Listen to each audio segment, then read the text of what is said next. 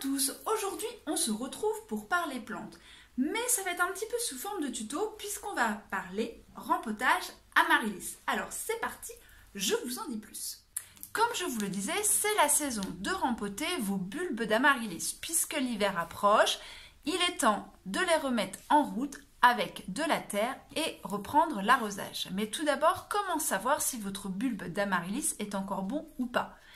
Chose toute simple, vous appuyez tout simplement dessus et si quand vous appuyez c'est dur, c'est que votre bulbe est encore bon. Si vous appuyez dessous et que ça craque et que c'est tout mou, vous pouvez considérer que votre bulbe est mort. Donc il faut tout simplement racheter un bulbe pour cette année. Si votre bulbe est bien dur quand vous appuyez dessus, il va donc falloir le rempoter. Alors comment faire? Je vous explique. Peut-être êtes-vous comme moi avec déjà quelques feuilles qui poussent. Alors c'est pas grave, on va tout simplement couper les feuilles qui vont avoir repoussé et vous pouvez voir qu'il y a des petites racines nouvelles qui se font. On va donc enlever la terre et replanter notre bulbe dans de la terre bien fraîche. Donc on va délicatement enlever la vieille terre. Donc attention à ne pas casser les racines. Vous voyez, quand on appuie dessus, ça craque un peu, mais on sent qu'il est dur. Et de toute façon, on le voit aux racines qu'il est encore bien vivant parce que les racines sont vraiment très belles.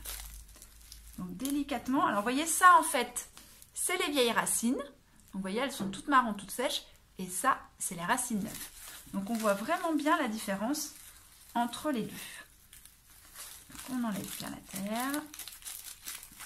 Une fois toute la terre enlevée, vous devez vous retrouver avec un bulbe et tout son système racinaire à l'air. On va donc reprendre le même pot. Si vous avez un pot en terre, pour l'amaryllis, ce sera même mieux parce que les racines vont mieux respirer et en plus le pot en terre sera plus lourd, donc ce sera encore mieux que le pot plastique. Mais si vous avez un pot plastique, c'est très bien aussi. On va donc déjà mettre un petit peu de terre au fond. On ne réutilise pas la vieille terre, hein, on la met vraiment de côté. Ça va être la neuve que nous allons réutiliser. Donc on met la terre nouvelle, on place notre bulbe.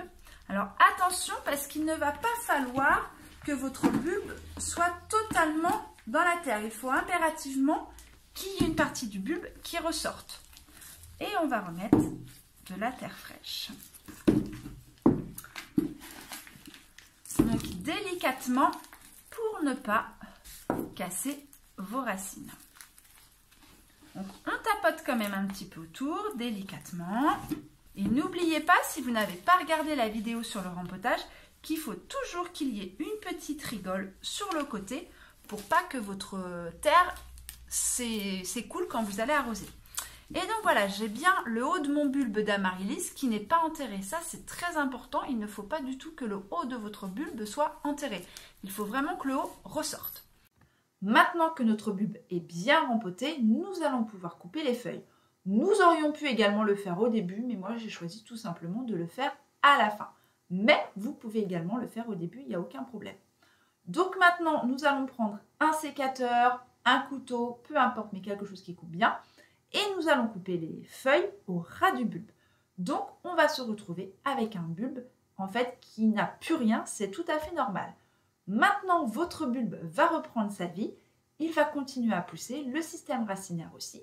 Donc, on le laisse à la maison et on arrose une fois tous les 10-15 jours, à la chaleur et à la lumière. Et voilà, le rempotage des amaryllis n'a plus aucun secret pour vous. Maintenant, vous n'avez plus qu'à relever vos manches et c'est parti pour le rempotage de vos bulbes d'amaryllis. Mais comment les entretenir le reste de l'année et surtout comment les entretenir quand ils vont être fleuris? Il va falloir attendre la partie 2 de cette vidéo pour le savoir et donc vraiment vous abonner à la chaîne du végétal pour pouvoir ne pas louper cette vidéo. Je vous dis à bientôt pour de nouvelles aventures florales.